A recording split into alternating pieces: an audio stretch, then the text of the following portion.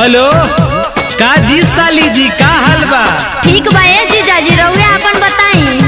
तो भुला गेल बड़नू जीजा के? हम कहे के भुलाई जाए, रउआ ना अपना भौजाई में बिजी रही ना।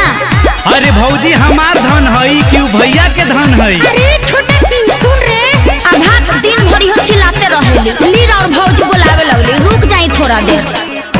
दीदिया बोला बतिया वेट कीजिए, आते हैं तो बात भर पेट कीजिए, समझ रहे हैं ना जीजू? ए दीदिया बोला बतिया वेट कीजिए, आते हैं तो बात भर पेट कीजिए। ए बाबू तनी धर ता फोनवा आवतानी। चाचा गोल लगताई। आदित रे। हाँ चाचा। तोर मौसी खिसियाइल बिया का बेटा? ना चाचा मम्मी नु बोलावतिया। खिसियाइल बाड़ी का बोलली झौसी के रे, खिसियाइल बाड़ी का बोलली झौसी के रे। बेटा का हाल बा तोरा मौसी के रे, बेटा का हाल बा तोरा मौसी के रे।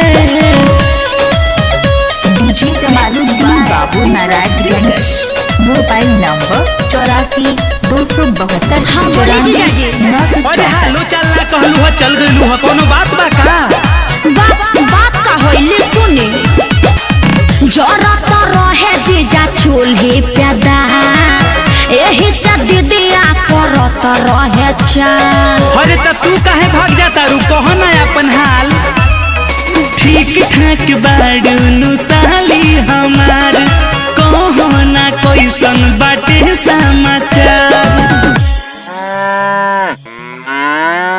धर तो बाबू। हाँ बोलो चाचा। भग तोरा मौसी के मात बान्हू। ए चाचा मौसी को गाली मत दीजिए, भैंस नु चिचियातिया।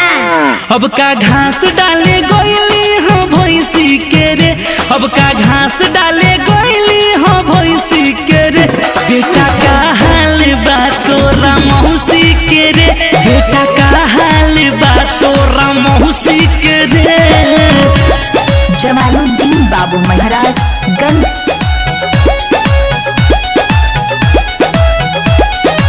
ए जीजा आइब ना, बड़ी मिले के मन करता रउआ से। ना जइबू, टाइम बताहरा हमरा से बात करे के। कोई बेरी कही रउआ तोर देनी मन, निमन न कोइनी जीजा अजय बच्चन। अरे ई कुल कह के मन मत गबड़ावा, आ जाई काहे ही बेरा। मिले के तमहन बड़ी बाटे हमार, कहो तो आ जाई यही घरी ससुराल। तनी धर तो बाबू। ना हम ना दरमा पे खिसियाता। धर। हाँ बोलो चाचा। फिर का चल गईली कही रे? ए जे भाई चाचा ए जे। मनु बांध ले